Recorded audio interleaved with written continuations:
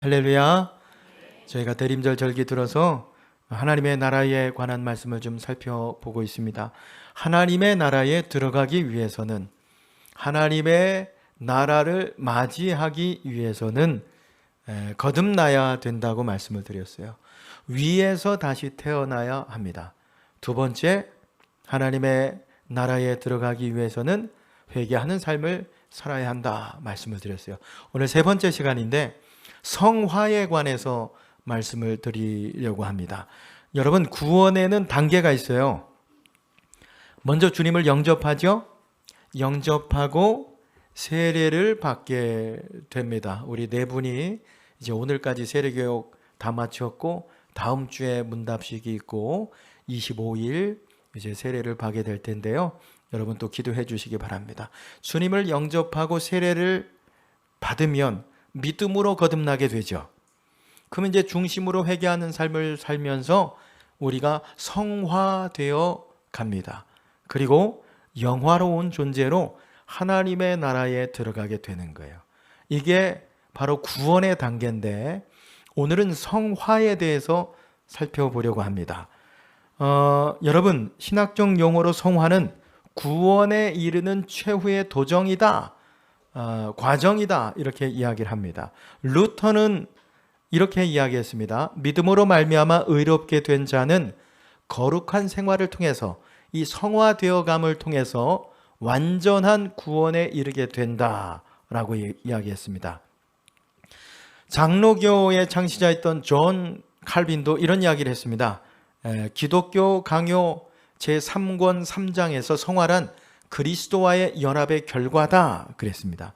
그러니까 성화는 회개를 통해서 외적인 행동뿐만 아니라 우리 영혼 자체 근본을 변화시키는 행위로서, 여러분, 그리스도께서 죄와 사망과 싸우시면서 성화의 길을 걸으셨던 것처럼 이제 우리 하나님의 자녀된 우리들도 죄와 싸우면서 계속 거룩감을 추구하는 삶을 살아가야 한다라고 주장했습니다. 감리교 창시자인 웨슬리도 이런 이야기를 했습니다. 성화란 신앙생활의 목표요, 구원의 핵심이다 그랬습니다.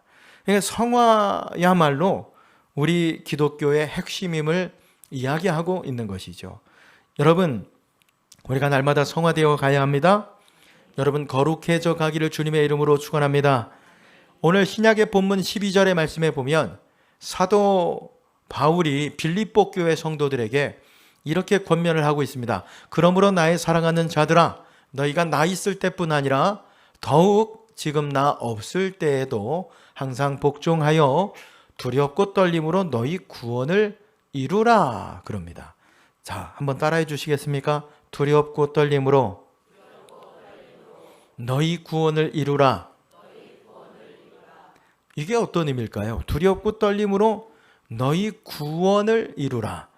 여기서 우리가 착각하지 말아야 할 것이 있는데, 구원을 이루라 그러니까 우리의 어떤 힘으로나 노력으로나 선행으로 구원을 이룰 수 있을구나라고 생각해서는 안 된다는 것입니다.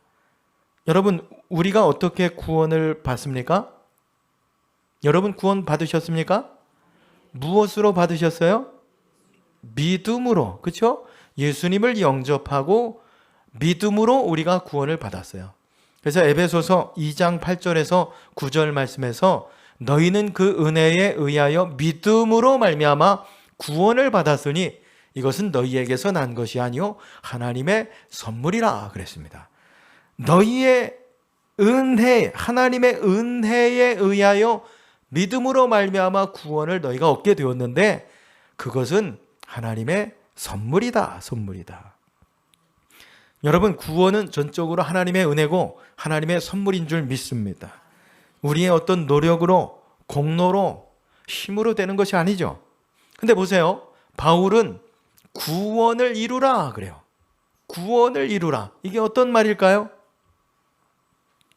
구원을 이루라고 하는 말은 성화를 말하는 것입니다. 우리의 믿음이 성장하고 거룩해져 가면서 주님의 모습을 닮아가는 것이죠. 여러분, 우리는 이미 구원받아서 하나님의 백성이 된 사람들입니다. 그러나 아직 완전한 최종의 구원에 이르지는 못했어요. 여러분, 우리가 예수님을 믿으면 의로워지는 게 아니에요. 의롭다 여김을 받게 되는 것입니다. 신학적 용어로 칭의라고 하는데, 우리가 예수님을 믿음으로 우리가 의롭다 여김을 받는 거예요. 근데 기억하실 것은, 우리가 의롭다 여김을 받지만, 그래서 하나님의 자녀로 거듭나기는 하지만 아직 완전한 성화의 단계는 이르지 못했다라고 하는 것입니다. 여러분, 우리가 예수님을 구원자로 믿는 순간 우리는 사망에서 생명으로 옮겨지고 영생을 얻고 하나님의 자녀가 됩니다. 요한복음 5장 24절의 말씀해 보시면, 내가 진실로 진실로 너희에게 이르노니 내 말을 듣고 나 보내신 이를 믿는 자는 영생을 얻을 것이다? 아니요, 얻었고 심판에 이르지 아니하나니 사망에서 생명으로 옮겨질 것이다? 아니요, 옮겨졌느니라. 나 보내신 이를 믿는 자는 영생을 얻었고 사망에서 옮겨졌습니다. 여러분, 우리가 정말 예수님을 믿고 예수님을 영접했다고 하면 우리는 영생을 얻었고 이미 구원을 받았고 하나님의 자녀가 된 줄 믿습니다. 이미 already입니다. already. 그렇게 된 거예요. 그러나 최종적인 구원은 완성되지 않았습니다. Not yet. 그 믿음이 아직 성숙하지 못해서 성화의 단계에 이르지 못했기 때문에 그렇다라고 하는 것입니다. 그래서 오늘 사도 바울은 빌립보 교회 성도들을 향해서, 오늘 우리 이천설림교회 성도들을 향해서 말하는 거예요. 너희는 두렵고 떨림으로 구원을 이루어가라. 여러분, 구원을 이루어가라고 하는 이 말은 무슨 의미예요? 칭의나, 어떻게 보면 내가 거듭나기 위해서, 구원받기 위해서 어떤 노력을 하라는 것이 아니라 이제는 성화, 너희가 구원받았으니 거룩해져 가야 한다라고 하는 것입니다. 교회에 보면 세 종류의 성도들이 있다고 그럽니다. 첫 번째 성도들은 신앙생활을 오래 했음에도 불구하고 항상 여전히 그 믿음이 제자리인 분들이 있대요. 두 번째는 오히려 신앙생활 하는데 퇴보한다는 거예요. 그 신앙 인격과 믿음이 어제보다 못하고 작년보다 못하고 퇴보하는 성도님들이 계시다는 것입니다. 세 번째 성도는 어떤 분들이 계실까요? 이야기 안 해도 아시겠죠? 믿음과 신앙의 진보를 이루어갑니다. 매년 그 믿음이 자라고 신앙의 열매도 있고 결실도 있고, 여러분, 우리 하나님의 자녀로 우리가 거듭났으면 믿음 안에서 여러분 우리가 신앙의 진보를 이루어가야 할 줄 믿습니다. 히브리서 6장 1절에서 2절 말씀에서, 그러므로 우리가 그리스도의 도의 초보를 버리고 죽은 행실을 회개함과 하나님께 대한 신앙과 세례들과 안수와 죽은 자의 부활과 영원한 심판에 관한 교훈의 터를 다시 닦지 말고 완전한 대로 나아갈지라 그랬습니다. 베드로 사도도 베드로전서 2장 2절 말씀에서 우리 함께 읽어보실까요? 신령한 젖을 사모하라. 이는 그로 말미암아 너희로 구원에 이르도록 자라게 하려 함이라 그랬습니다. 구원에 이르도록 자라게 하려 함이라 그랬습니다. 여러분 생각해 보세요. 아기를 낳았어요. 그렇죠? 근데 아기가 몇 년이 지났는데도 걷지를 못하네? 말을 못하네? 준식이가 말 잘하죠? 잘 걷죠? 네. 보세요. 근데 뭐 항상 누워 있을만 그러고, 그럼 부모 마음이 어떻겠어요? 답답하죠? 어디 문제가 있는 거 아닌가? 마찬가지인 거예요. 우리 믿음도 마찬가지입니다. 여러분, 구원은 이미 한참 전에 받았어요. 믿음이 자라지 않고 아직도 초보, 아이의 모습이라고 한다면 하나님께서 얼마나 가슴 아파하시면서 얼마나 안타깝게 여기시겠습니까? 사랑하는 여러분, 구원받았다라고 하는 것은 신앙생활의 끝이 아닙니다. 이제 시작이라는 거예요. 그 믿음이 자라가야 되는 거예요. 그 믿음과 신앙 인격이 거룩함에 이르도록, 주님의 모습을 이루도록 자라가야 하는 것입니다. 그래서 바울은 데살로니가 교회에 보낸 편지에서 데살로니가전서 4장 3절의 말씀에 보면 하나님의 뜻은 이것이니 너희의 거룩함이라 그랬습니다. 거룩하게 되는 것, 성화되어 가는 것, 여러분 이것이 하나님의 뜻이라는 것입니다. 심지어는 히브리서 12장 14절에서는 이렇게 말씀합니다. 모든 사람과 더불어 화평함과 거룩함을 따르라. 이것이 없이는 아무도 주를 보지 못하리라 그랬습니다. 보세요. 주님을 보는 것, 주님의 얼굴을 뵙는 것, 이것이 우리 신앙생활의 기쁨이고 신앙생활의 목적인데 너희가 거룩해지지 않으면, 성화되지 않으면 주님의 얼굴을 볼 수 없다. 오늘 이렇게 말씀하고 있어요. 여러분, 그래서 우리가 날마다 거룩한 삶을 살아가면서 성화되어 가야 하겠습니다.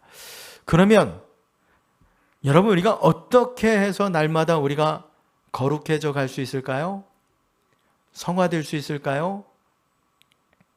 오늘 12절의 말씀에 보면 이렇게 권면하죠. 그러므로 나의 사랑하는 자녀들아, 너희가 나 있을 때뿐 아니라 더욱 나 지금 없을 때에도 항상 복종하여 두렵고 떨림으로 너희 구원을 이루라 그럽니다.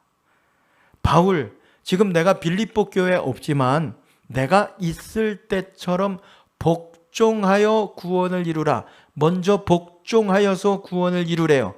복종하다, 이 헬라어 단어가 회페쿠사테인데 합성어입니다. 합성어. 아레로라고 하는 휘포와 아쿠오라고 하는 듣다, 청종하다라고 하는 이 두 단어가 합성된 단어입니다. 문자 그대로 해석을 하면 보세요. 아래에서 듣는 것을 말하는 것입니다. 그러니까 구원을 이루어 가기 위해서, 내가 성화되기 위해서는 아래에서 듣는 자세가 필요하다는 거예요. 이게 뭐예요? 하나님의 말씀 아래 내 자신을 두고 그 말씀을 듣고 그 말씀을 순종하는 것. 여러분, 이게 성화되어 가는 길인 것이지요. 하나님의 말씀 아래 내 자신을 두고, 두 번째로는 두렵고 떨림으로 구원을 이루라 그랬습니다. 두렵고 떨리다라고 하는 이 마음가짐은 하나님을 경외하는 마음의 자세입니다. 여러분, 하나님은 두렵고 크신 분입니다. 우리가 신앙생활할 때 이것을 기억해야 됩니다. 하나님은 전능하신 분이고 크신 분이시고 두려우신 분이죠. 우리가 사람이나 세상 눈치 보지 말고 하나님을 두려워할 줄 아는 신앙생활 해야 됩니다. 이 마음에서부터 우리가 성화되어 갈 수 있는 거예요. 방법을 이야기하는 것이 아니죠. 사도 바울은 우리의 신앙의 자세를 이야기하는 것입니다. 하나님을 두려워하는 마음으로 그 하나님의 말씀 아래 내 자신을 두고 살아갈 때 우리는 성화되어 갈 수 있습니다. 저는 우리 전설님께 모든 성도님들이 이런 신앙의 자세를 통해서 완전한 성화의 단계까지 나아가게 되시기를 바랍니다. 아멘? 아멘 하셨는데 그럼 물어볼게요. 그러면 내가 이 믿음이 자라고 성화되어 가기 위해서 어떤 노력을 하고 계신가요? 힘쓰고 계신가요? 어떤 애를 쓰고 계세요? 개인적으로 말씀을 읽고 또 묵상하고 쓰기도 하고 또 기도회에 참여해 보기도 하고 하나님의 말씀을 배우고 오늘 또 성서주일이기도 한데 여러분, 성경 말씀은 우리 신앙생활의 최고의 가치가 아니겠습니까? 삶의 기준이죠. 하나님의 말씀을 가까이 해야 됩니다. 열심히 예배에 참석하셔야 됩니다. 봉사하고 목장 모임에 참석하고 영성훈련 한다고 그러면 몇 주 전부터 광고 드렸잖아요. 그러면 좀 훈련도 참석하고. 여러분, 신앙생활의 핵심은 성화인데 과연 내가 이 거룩함을 이루어가기 위해서 애쓰고 힘쓰고 노력하고 있는가? 성화에는 지름길이 없습니다. 예수님도 보세요. 완전한 하나님이시면서 이 땅에 오셨을 때 말씀을 읽으셨죠? 매일 기도하셨죠? 한적한 곳에 가셔서 기도하셨고 또 헌신도 하셨고 전도도 하시고 이 거룩한 습관을 가지고 우리 주님도 사셨어요. 왜요? 모범을 보이신 거죠. 안 그러셔도 되는데 먼저 우리 앞서 길을 걸어가신 것입니다. 따라오라고. 여러분, 구원의 길에는 왕도가 없습니다. 내가 힘쓰고 애써야 되는 거예요. 근데 우리가 착각하지 말아야 할 것이 또 있는데, 성화가 내 힘으로 내 노력으로 되는 것이 아니라는 거예요. 이 성화도 구원과 같이 하나님의 은혜입니다. 성화도 하나님의 은혜로 되어집니다. 그래서 오늘 사도 바울이 13절에서 이렇게 이야기하고 있죠. 함께 읽어보실까요? 너희 안에서 행하시는 이는 하나님이시니 자기의 기쁘신 뜻을 위하여 너희에게 소원을 두고 행하게 하시나니 그랬습니다. 너희 안에 행하시는 일은 하나님이신데 자기 기쁘신 뜻을 위하여서 마음에 소원을 두고 행하게 하신다. 여러분, 너희 안에 행하게 하시는 이는 하나님이시다. 여러분, 이게 얼마나 우리에게 위로가 되고 얼마나 소망이 되는 말씀인지 몰라요. 여러분 다 아시겠지만 구원받은 사람 안에는 예수님이 거하십니다. 성령께서 내주하십니다. 그러니까 하나님이 우리 안에 계시면서 우리 믿음이 자라가도록, 거룩한 성화를 향해서 나아가도록 하나님이 역사하신다는 거예요. 어떻게 역사하시느냐? 너희 안에 소원을 두고 하나님이 행하게 하신다라고 하는 것입니다. 사실 이 문장이 너희 안에 소원을 두고 행하게 하신다 이렇게 번역이 되어 있지만, 원어를 조금 더 정확하게 번역해 보면 하나님께서 우리 소원과 행동 둘 다를 역사하신다라고 번역이 되는 게 훨씬 더 정확합니다. 소원만 주시는 게 아니에요. 성령께서 우리에게 사모함도 주시고 소원도 주시고 자기의 기쁘신 뜻을 따라서 행동하게 하신다. 이게 원어의 뜻인 것입니다. 사랑하는 여러분, 우리가 하나님을 경외하는 마음으로, 두렵고 떨리는 마음으로 그 말씀 앞에 우리 자신을 둘 때 성령께서 여러분 그 말씀을 깨닫게 하시기도 하고 감동도 주시기도 하시고 마음의 소원함도 주게 하시고 행동도 하게 하시면서 거룩한 성화를 향해서 나아갈 수 있게 하신다는 거예요. 자, 보세요. 말씀을 읽고 듣고 깨닫고 소원을 품고 행한다. 주체가 누구예요? 내가 아닌 거예요. 하나님께서 감동도 주시고 마음도 주시고 소원함도 주시고 행동도 하게 하신다.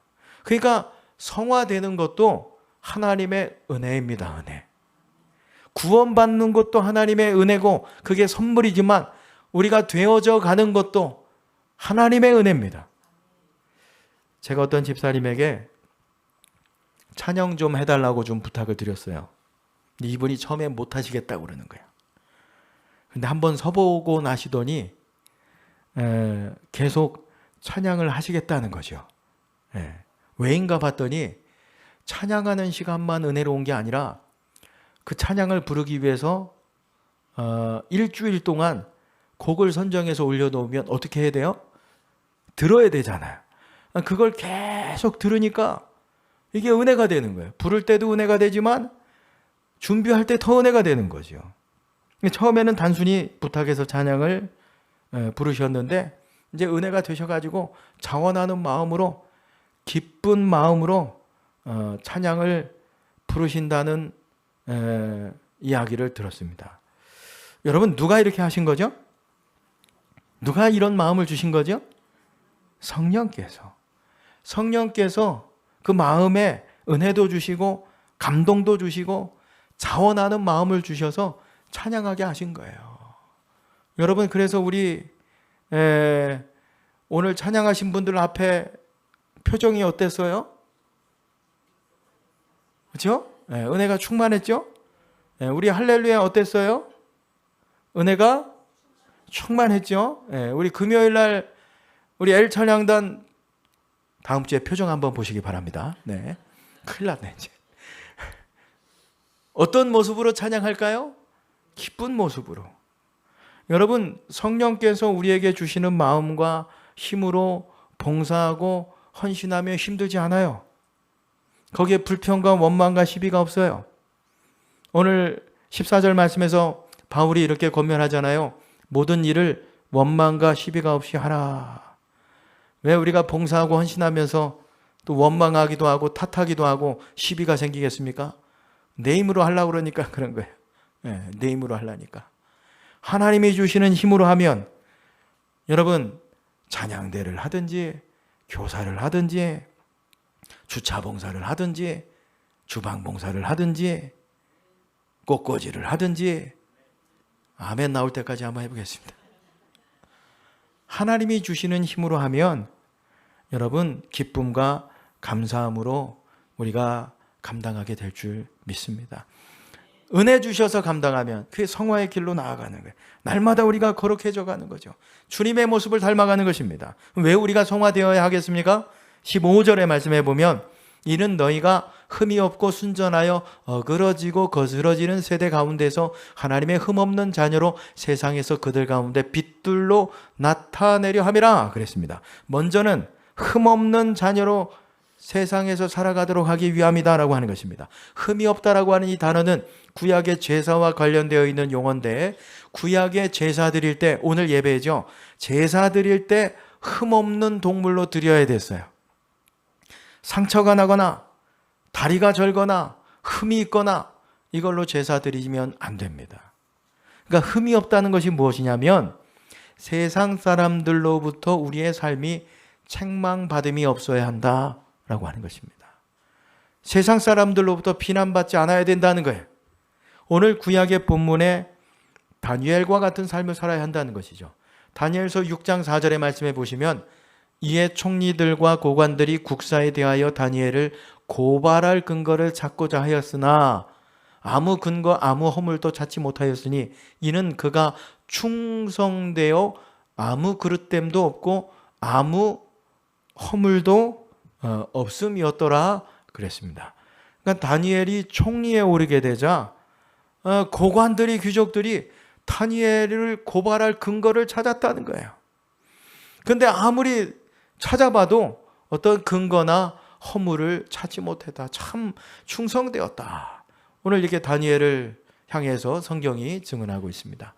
흠없는 자녀로 세상에 살아가도록 하기 위해서. 두 번째, 순전한 자녀들이 되도록 하기 위해서 그렇습니다. 15절 말씀을 다시 한번 보여주시면 너희가 흠없고 순전하여 어그러지고 거스르는 세대 가운데 하나님의 흠없는 자녀로 세상에서 그들 가운데 빛들로 나타내며 그랬습니다. 순전한 자녀가 되도록 하기 위함이다. 여기 순전하다 이 헬라어 단어는 혼합된 것이 없다 이런 의미입니다. 혼합된 것이 없다. 여러분 우리 성도들은 자기 정체성이 분명한 사람들이죠. 우리는 성도입니다. 거룩한 백성들입니다. 세상에 살 때도 품위를 잃어버려서는 안 됩니다. 직장에 가서는 세상 사람처럼 살아가고 교회 와서는 교인다운 이런 이중성을 버려야 한다는 것입니다. 하나님의 사람들은 성도는 여러분 직장에서도 하나님의 사람답게 결혼 생활하면서도 가정에서 하나님의 사람답게 성도답게 장사할 때도 여러분 하나님의 사람답게 장사해야 되는 것입니다. 그런데 많은 그리스도인들이 세상에 그냥 동화되어 버려서 세상 사람들처럼 살아가요. 아니 어떤 사람들은 세상 사람들보다 더하게 살아가요. 아닙니다. 오늘 순전한 삶을 살아가는 사람들이 구원받은 사람들이 있네요. 여러분. 세 번째, 어두운 세상에 빛들로 나타나려 함이라 그랬습니다. 그러니까 빌립보 교회 성도들의 그 믿음이 이천설린교회 모든 성도들의 그 믿음이 자라서 순전함으로 흠없는 빛의 자녀로 세상에 나타나려 함이라 그랬습니다. 어떤 세상에서요? 어그러지고 거스르는 세대. 여러분 어그러지다라고 하는 것이 어떤 의미겠습니까? 어그러지다라고 하는 것은 원래의 목적에서 이탈된 것을 말합니다. 비뚤어지고 구부러진 것을 말합니다. 하나님이 창조하신 원리, 질서, 목적이 있어요. 근데 그게 구부러지고 비틀어진 거죠. 거스르다라고 하는 것은 말 그대로 하나님을 거역하는 것을 말합니다. 여러분, 이 세대는 어그러지고 거스러진 시대입니다.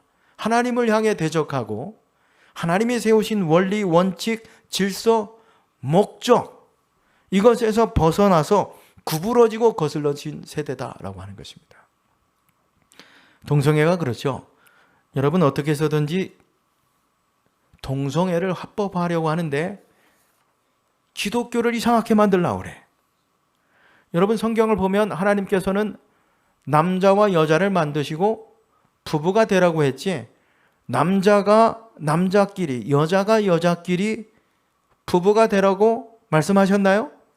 그렇지 않습니다.